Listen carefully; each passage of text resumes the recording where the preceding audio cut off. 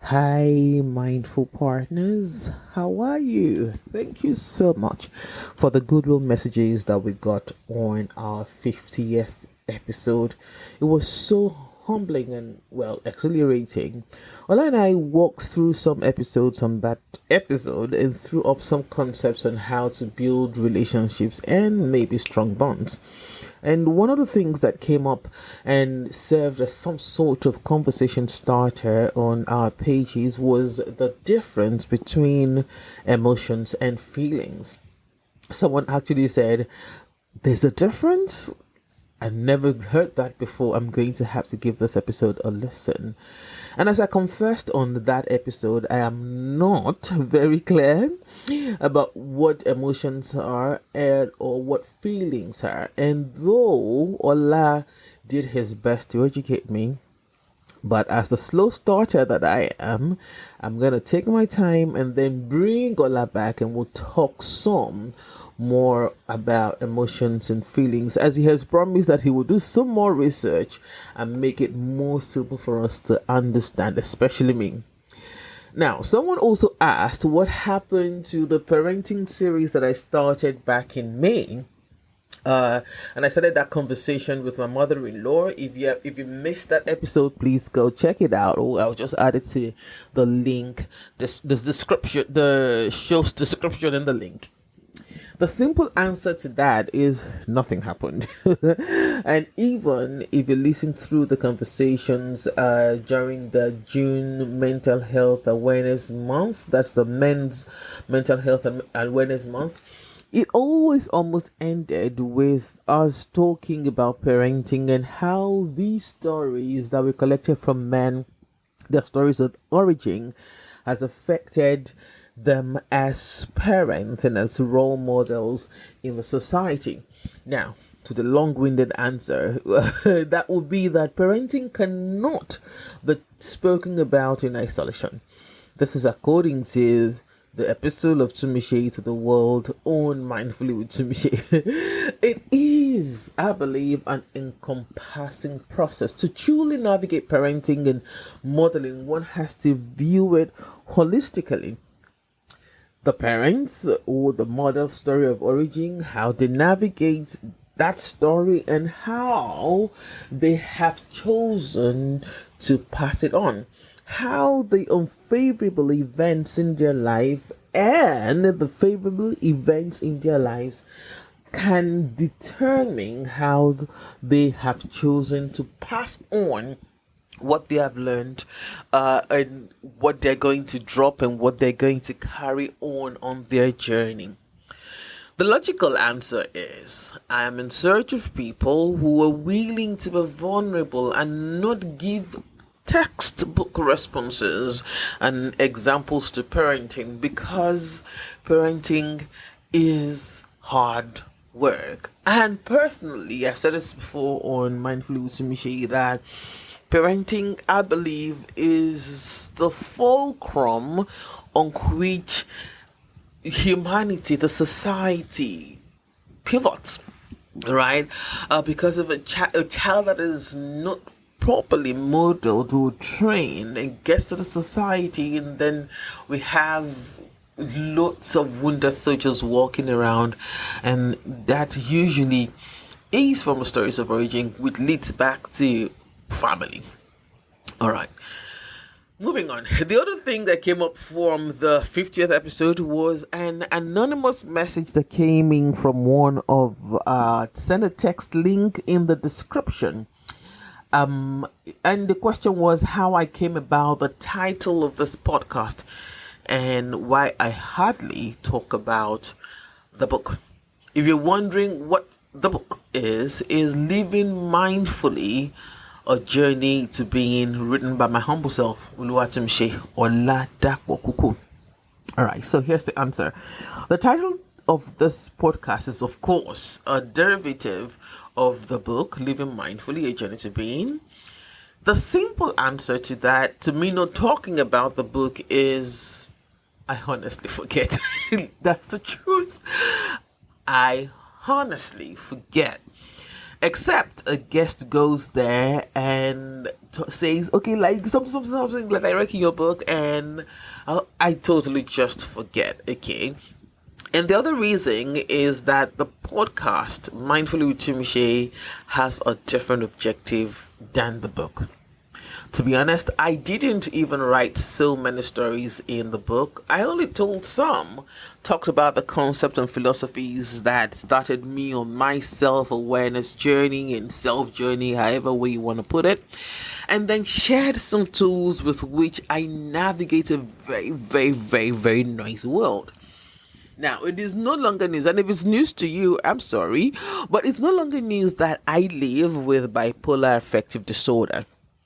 Now, while this diagnosis and reality might be a shock to some for those who've known me for a bit, and anyone who gets this diagnosis, for example, might find it shocking, and it will also be debilitating, as it was with me. But you know what? I believe that each one of us will navigate the highs and lows as we try to make sense of what existence and living and life means. So, the gifts of living with bipolar and navigating it is what I have shared with the book, Living Mindfully, A Journey to Being. And why? As has been established with many conversations or many conversations on Mindfully with Tumise, the key to understanding mental health is to understand that mental health is a spectrum that ranges from abundance to lack and everything within. And now, protecting and navigating that will mean you're aware and accept that no one stays on either end, that is abundance or all the time, or stays on the end of lack all the time. If a person operated on abundance all the time or on lack all the time, that will be very contrary even to the polar opposites, which I believe the world operates in.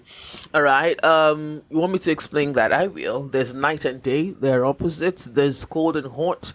There's I've never experienced winter, but you understand there's winter, there's summer, there's all of this. The world itself is predicated upon these polar opposites, for want of a better word, right? That is how God, the universe, the supreme being, even scientists, there has to be some opposing, something pulling, and in finding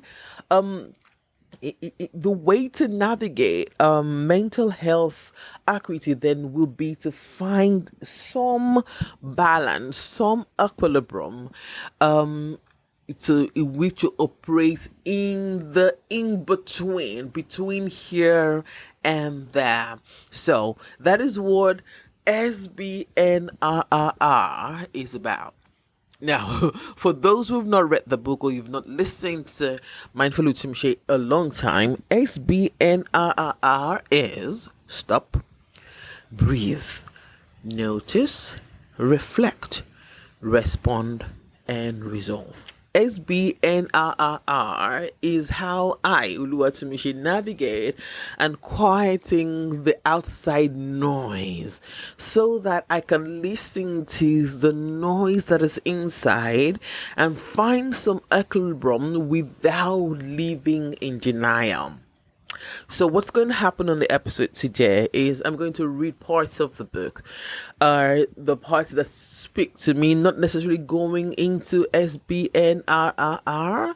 I'm going to read some part, and I'll read My Journey to Awareness, The Power of Thoughts, Faith and Consciousness, The Belief System, My Ego, My Cross, and I will round it off with The Gifts of Imperfection. These are all title chapters from Living Mindfully, A Journey to Being. I will not go, like I said, into SBNRRR on this episode. Maybe I will work towards reading that some other episode. All right, let's get this party started with what Papa T, Tony, or Jayami had to say with the foreword. The book, Living Mindfully, A Journey to Being, provides a tour of the mind through diverse yet simple concepts, all converging at a conclusion almost acceptable to many. Come back to the moment. With the use of scenarios, analysis of codes, schools of thought and spirituality, religion, philosophy, psychology, sociology, and nature, Tumise engages the open and willing mind both with childlike innocence and sincerity of expression, without losing the profundity of the book's message. In this book, which made me pause many times to reflect on truths that gently embraced my heart and reached out to the depths of my awakening, the reader is invited to stop, breathe, notice, reflect, respond, and resolve. While handing down the breakdown of these ideas, she touches on what many proclaim to have answers for, but which get more confusing except we find and embrace our personal truths. One of such is the simplification of our personal perception of the world ego, acceptance and embracing of our imperfection, and utilization of the divine gift of intuition. Living mindfully is intellectual and spiritual in polka dot yet coherent terms. It is scholarly and informal, but at the heart of the book, it is simple, personal, and conversational. In less than 70 pages, a companion is offered by the writer to those who are interested in non-judgmental, non-prejudiced exploration of ways to embrace ourselves as we are, life as it is, our destiny as it unfolds, by living in the moment. Uluwatoyin Ojeyemi, Papa T. My journey to awareness. So, on my way out one morning, I saw two things that caught my attention. One was a man who looked like someone who had suffered from some sort of psychotic breakdown, walking down the road with a green polythene bag hung on his back. His eyes looked alive and he had a smile. Normally, if one saw these kinds of people, they are very heartbreaking, displaying such an attitude that debases their humanity. But no, this person looked calm with a smile plastered on their face. Even when he lost a step, the smile remained. He staggered as he looked at his feet, rearranged his bag, and the smile became a smirk, as if to say, "You this ground, you want me to fall, but you won't get the best of me." His hair was unkempt, his white shirt had two collars, and the black pant was short. It was designed to be long, but it was short for him. I honestly was expecting some sort of erratic display, as we see in movies. To give you a background to this, if you're not familiar with how people with seeming mental health issues are depicted in Nollywood, that is the Nigerian movie industry, they are usually speaking to themselves, acting out, and being downright scary that you want to stay out of the way. He disappointed me, as his smile defied my expectation and his eyes were quite engaging. The second thing I saw was also a man. Just by the wide junction that linked a major intersection, he stood by the curb, waiting to cross to the other side of the road. And just when the traffic situation came to a halt for him to cross, he lost a step and fell. He got up, and the look on his face was one of rage. I almost felt pity for the ground on which he fell. He stood up and stomped on the curb, looked at it one more time with so much anger, hissed, then crossed to the other side. Okay, I know. I know what you were thinking. Tumise, how did you see all those things in a matter of minutes? It all boils down to the fact that I am always looking for things to write, so my sense of observation are always heightened. So, these two things got me thinking. The apparently challenged person so differently, and his response to the life's challenge, in this context, falling off or losing your step on the side of the road. He took things in his strides, backed his baggage quite literally, and moved on as if to say, "Oh, I know I'm going to fall again. Why get upset over this little stumble?"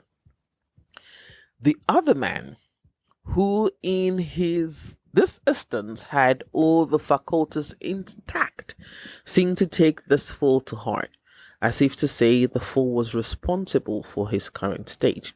Of course, this was an assumption, as I could not judge his status from the fleeting episode, but it really got me thinking. And the one thing that kept plaguing me was, is my awareness of things around me a plus or a minus? Is knowledge truly a strength, or could it be some sort of handicap in certain situations or circumstances? I mean, the guy who had appeared not to have things together appeared to respond to life better than the one person who appeared to have things together. The picture of the first man plagued me for the better part of the day, and I questioned myself, and I was quite reflective that day. I can safely say that that day was the day my journey to being aware started. Prior to this time, I thought I had an objective mirror to life. I had thought I was doing well with my relationship with myself and others. Most of my relationships till that moment seemed to have fared well. I could boast of a married relationship and children, and I had a small circle of friends. Yes, but feedback from some people said I was not doing badly in the interpersonal relationship department either. Until that morning, I thought I had mastered the art of dealing with life's events and its unexpected curveballs. I had, until that moment, lived inside the bubble that if I had successfully managed the effects of the bad stories and events that had plagued me from my past, I could understand life. And that was early on in my life. This observation of the difference between these two men on that morning started me on a journey that is still ongoing. But I am now in a place where I think I would like to share the intricacies of this journey. As humans, we wear different shades of colored lenses, and we will most likely fall back on these acquired prejudices as we face different phases of life. Prejudices here refer to the mechanisms we have developed over time to help us navigate the intricacies of life. Each season or phase will leave a taste in your mouth, whether bitter, sweet, sour, or pleasant. An experience has birthed a prejudice. An opinion is formed on how to handle the same situation or one with its likeness in the future. These mechanisms might come in handy when self-preservation is imperative. However, how often do you wear them when they are not needed? Please, do not get me wrong. I am not suggesting or implying we should all look towards having a psychotic breakdown, or on the flip saying we shouldn't expand our horizons so the person we have seen in our mind's eye, that authentic person that we are. My objective here is to invite you to take stock of how you respond to life. If you're from Lagos, Nigeria, the traffic situation alone can lead you to question your sanity and all the values you hold dear that you believe drives your daily life. Not only is the traffic bad, watch out too for commercial bus drivers, and add to that the other road user. By these, I mean the other driver who cut you off in moving traffic without first indicating. The other road user you may have to be wary of. The pedestrian? The pedestrian who has much traffic education as the driver, the long queue at the mall, a misunderstood statement, absolute test of strength and character. Now, let me put it this way. I heard someone else put it coincidentally on the same day I saw these two men. I have seen rich men with all the best financial success stories in the world struggling with depression, insomnia, and other related diseases. But I have also seen a homeless man sleeping peacefully under the bridge. Is this a suggestion for us to not reach the ends of our potentials? No. It is, however, a call to evaluate and take active and conscious stock to make you accountable to yourself. It is a call to shed off some part of our orientation that breeds pessimism, feeds our negative ego, thoughts, and ideas that are unwholesome and do not serve in the journey of life. And basically, that makes a part of us not relatable with others. I have been working consciously on understanding the different plots that emerge as different phases and seasons of my life. Trust me when I say it is hard work. Being a self surgeon is anything but pretty. It might sound very motivational and inspirational, but it is hard work. Hard work, blood, and tears that go into it are quite literal. There are people who can go on this journey alone, and I completely applaud them. I must confess, on my journey, I had a couple of hands hold me. Some didn't even know they were helping, and others were definitely professional. In the end, though, I still had to commit to doing the work. The power of thought. This has to be the most cliched phrase in the world. Every thought leader, every faith based leader, politician, everything in between throw this phrase at us as if breathing air at the instant of manifestation of any life event. Wholesome or unwholesome. At a point, I had heard this so much that I actually would switch off any speaker who as much as said the word think. I mean, will I think myself into a bad situation? Will I deliberately think myself to experience life's worst or best? I truly had deep animosity toward the phrase the power of thoughts. No kidding. I think now that the thing I hated most about it is how powerless it made me feel, how inadequate it made me feel, and the feeling of inadequacy had become my best companion since I could remember. You now tell me that the reason I was feeling inadequate is in my head? How is that even possible? I thought I am supposed to love myself, which I thought I did. I don't think I started to take my thoughts seriously until about 2015 when I allowed my thoughts and the suffering that came with them to totally upstage me. The suffering I refer to was so bad that it sent me to professionals who helped me get better. Guess what? I still came back to my thoughts, but this time I had a better explanation of the power of thought. I had a better explanation of the power of thought. It depended on how I reacted or responded to them.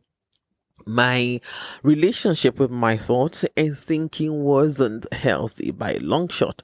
I could be in one moment all happy and go lucky, and the next moment and being tormented by memories that sought to drown me.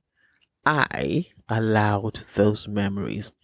My mind became a place of agonizing suffering. I knew by heart the Christian Bible words in Proverbs 23:7 that said that as he thinks in his heart, so is he. Almost anyone who has had an encounter with Christianity will know this verse. For me, however, I read the preceding verse and the verse itself.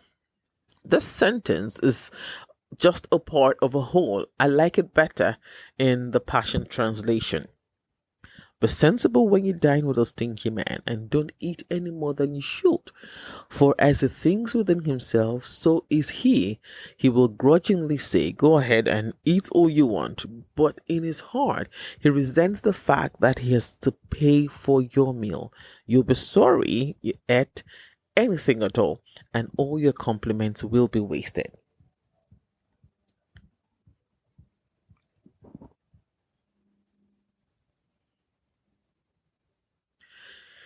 If this were true, and I think now that it is, it meant that I wasn't just a thought that mattered, but how you relate with a thought, what you heard, what is intended must match. I thereafter said to myself that this is about intention, not about thinking. So, is the Bible telling me to be intentional about my own thought or about the other person's thought or how I related and responded to their thoughts?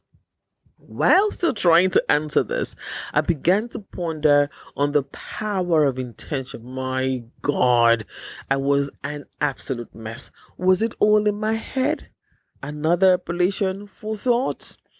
Imagine the humbling experience when I found out that I had been the one not understanding, or just maybe they were not the ones, or they were the ones being ambiguous. Either way, I began to embrace my thoughts and truly engage them. One person who has helped me shape my relationship with thoughts will be Dr. Carolyn Leaf. Read what she says. When you think, you build thoughts, and these become physical substances in your brain. Physical substances. Did that hit you the way it hit me? The first time I heard it, it was an absolute humbling moment. It is me. I never understood how to have a relationship with my thoughts, the wholesome ones that were supposed to make me an effective person, married with the unwholesome ones, which caused me suffering, and I didn't have the mental resources at the time to divorce one from the other. I have come to learn that it is not the thought that matters, but the content of the thought that and what they serve, anger, joy, What are the content and the context of my thoughts? This means what is the substance of my thoughts and the place from which they emanated. Faith and consciousness, the belief system. Faith is a great part of my existence, and the energy that flows from it is sometimes quite surreal. Yet, it is not something I willingly do. It is something I allow my consciousness bring to the front burner of my mind. I am one of those people who never really had an issue believing in a higher power, especially through Jesus. I, however, was curious enough to be familiar with other forms of belief system. Why? I really can't say. I just needed to understand why we believed how we believe and what shapes what for us. It is very difficult for most minds to understand the concept of a bigger phenomenon to believe in. But it rarely has never been a challenge for me because experiences early in life made me know that there had to be someone or something else that was fueling my existence. Disappointments came early in life. I was 6 years old when I realized that even my parents were powerless in the face of how dark the mind of a human being could be. The options open to me then were very few. Acknowledge and bury, acknowledge, get angry and bury, acknowledge and pretend the child doesn't understand. Of all the options, none really truly addressed or solved the problems. As a child, I would just sit in the corner and cry in the hope that the God I was taught to pray through and to would listen and heal. And I can say, yes, he listened. That healing is still ongoing. For me, faith became the only crutch that I could reliably lean on without the fear of being judged. This leads me to another reason we fear to believe: judgment. Of a truth, most of us were introduced to a God who is so fiery that he crushes anyone who goes out of line. And while this may be true, it never scared me. This is because as a child who was abused, I had expected those who had caused me pain to be struck down by some mighty hand. But no, they were not. They eventually went off to be great people and do great things for themselves. Unfair? Oh, yes. But there's something greater than fairness: grace. Yes, that was how I learned about grace. So, God to me was one of love. And how would you love someone without chastising them or making them see your pain when they hurt you? I was sharing my thoughts on faith and grace with a friend, and my conclusion was the cliche that life is give and take. You do not know what it will present you and how you will respond to it and how that path would look like. Just keep going and expect that the divine power will set you on the right path. His response, though, gave me a pause. Not just the words, but the way he said it. He said, "You can't breathe in oxygen and expect to breathe out oxygen." And that just sent me off. If I have to believe in a higher being, I have to be ready to admit that I have some frailty that connects to a higher power. I can never truly understand why I believe the way I believe. And in these times when the belief in the sense of a higher person sounds very mundane and brainwashy, and I agree, it is still what keeps me sane. Most times, this has saved me from the sufferings and plagues my mind and thoughts daily. It keeps me rational and liberated to know that I do not have all the answers and I am frail enough to reach out. It can be argued that my faith keeps me grounded and accepting. I can boldly say, because of my faith, living mindfully and in full awareness of being has deepened and strengthened my resolve that this is the one way I can mitigate the effect of all forms of life's events on me. Having someone to anchor my hopes, dreams, and desire on is the greatest source of earthly peace.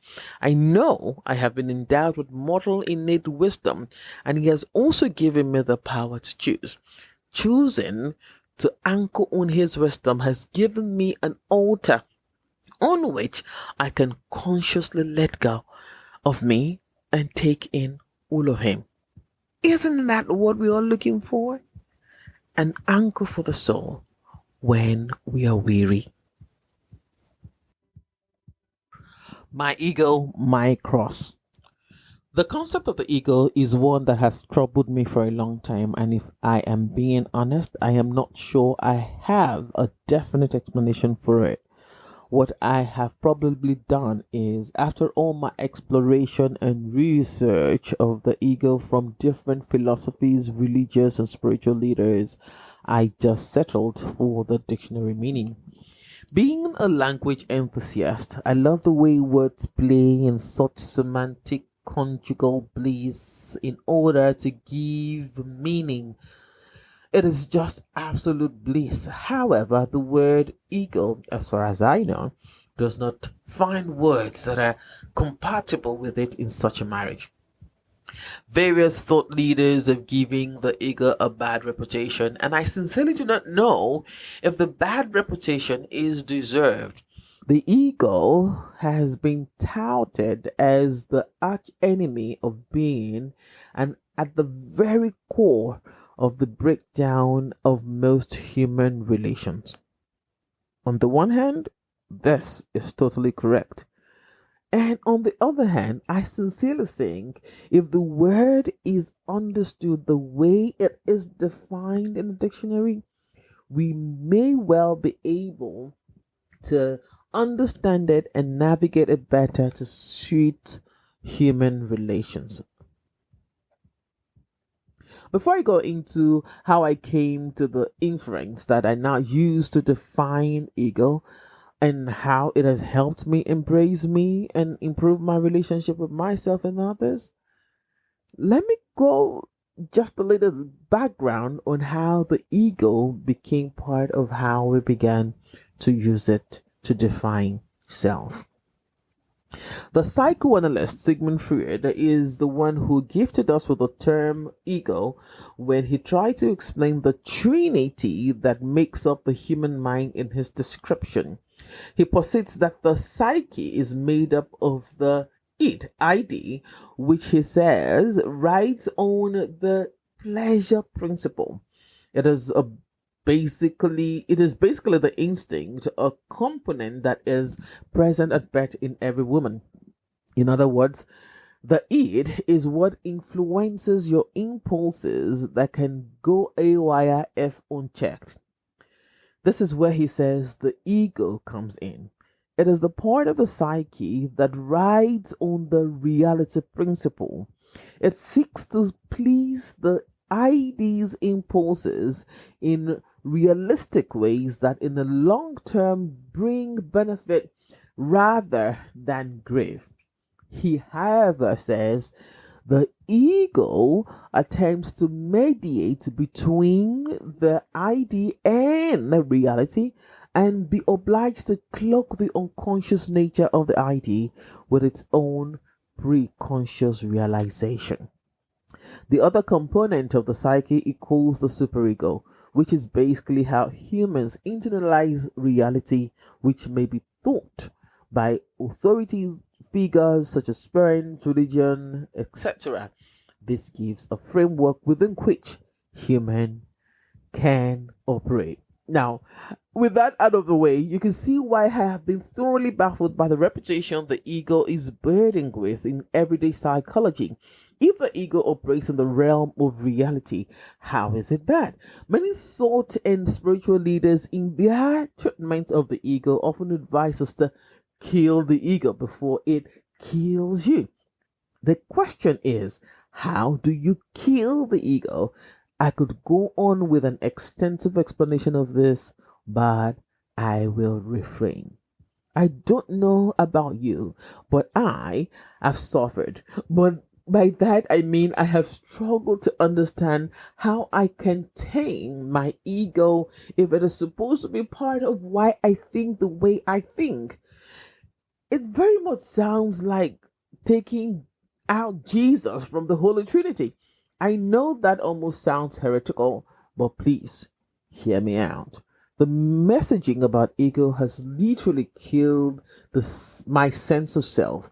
From feeling deep emotions to upwards of dark ones, I've struggled because I didn't understand the depth or otherwise of it. The everyday example of ego describes a person who is more narcissistic than they are normal, someone who is selfish, lacks empathy, and has an over bloated perception of self, someone whose self centeredness is influenced by their failure to separate their relationship from their external objects. I don't know about you, but these definitions, are we saying all of us are now narcissistic in some way? My answer to that is yes. The gift of imperfection. The last thing I would like to touch on before I get into what I consider to be what the process of living mindfully is how I got to the place where I could embrace my frailty and the hurdles I had to jump in order to set the foundations for my journey to being.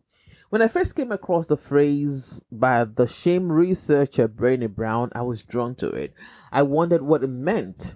And as I have said, my journey to being started with me looking for answers. I knew life had to have better to offer. I wasn't seeking a utopia where there will be no pain or discomfort. I sought a place inside me where I will live intentionally enough and where I would be comfortable. One where I would be at peace enough to relate with the world, go through it and allow it go through me and answer it appropriately. The quest to respond better to different events that have shaped me championed this journey. I could be very hard on myself. I could have known and acted better because I was exposed to faith and religion earlier on in life. That is a fact, not a truth. What I have come to understand is you may have the knowledge of something, but to be able to apply the knowledge, you have to grow through it. My response sequences at the time reflected the inner resources I had access to. I had my survival button pressed down and I lived experience by experience. I will also be unfair to myself if I said I didn't have any sequences that strengthened me and deep inner wisdom that empowered me to be better than the life map I was nurtured with. I deeply appreciate and embrace the essence of God that birthed this in me. However, resultant negative paradigms reflected in my relationship with self, others, and indeed my general ecosystem. It was expressed in a wide range of emotions from anger to feelings of inadequacies to the perception of self and expected perception of me from others. In the gifts of imperfection, I found the courage to embrace my flaws and accept who I am instead of constantly chasing the image of the person I am trying to be, especially in the light of what I was expected to be. I learned to lean into the uncertainties that paint the path of authenticity. This sounds so complicated and may even come across like new age spiritual lingo, but what it means to me simply is that I have found a formula that I could apply to help strengthen the weaknesses I have identified in me and also enhance the strengths that have carried me up until this point. These almost daily practice and sometimes moment to moment practice is at first very daunting and seemingly unachievable. However, for me, I surrendered to God and acknowledged that I couldn't do this without His help. I know most people think being a person of faith means abdicating one's choice and the right to do. Philippians 4:13 gives power to me that I can do all through Him who strengthens me. If all I have said is making this journey sound like it's not going to be worth it, I understand you perfectly. It is a lot of work. The relief, though, is that I believe this is how we were designed to live and exist, a relationship with a higher power that will strengthen the relationship with self and others. In reality, we know we cannot achieve this in its entirety. We can simply take mental breaks to unplug and reconnect with the source of life to give life and direction. And that wraps up the 51st episode of Mindfully with Tumise. I thought, so when I started to say, when I said to myself, okay, let me read excerpts from the book, I thought the book, because I have the book, and I thought, okay, this book is so small, you should be able to, I should be able to read one chapter oh hell no, I couldn't do that. So what I've just done on this episode is to read what the first two pages or the first page of a chapter. And if it resonated with you, I would appreciate it if you could pick a copy from Roving Heights. If you're living outside the shores of Nigeria, you can also find copies of that on Amazon, and if you have an e-reader, you find on Kindle also. So enjoy that. Maybe I should even do what's it called now, an audio book of this. That might be the goal for next year. All right, thank you for listening. We return to collecting stories next week, and I'm excited, so excited about the story that I'm gonna collect and share with you. You do not want to miss that. Thank you very much. Remember that you can leave me a text message. Just right after underneath, you would see how to send me a message. Send a text and how you want the show to be better, what you want me to talk about, what you want us to talk about when I have Ola around.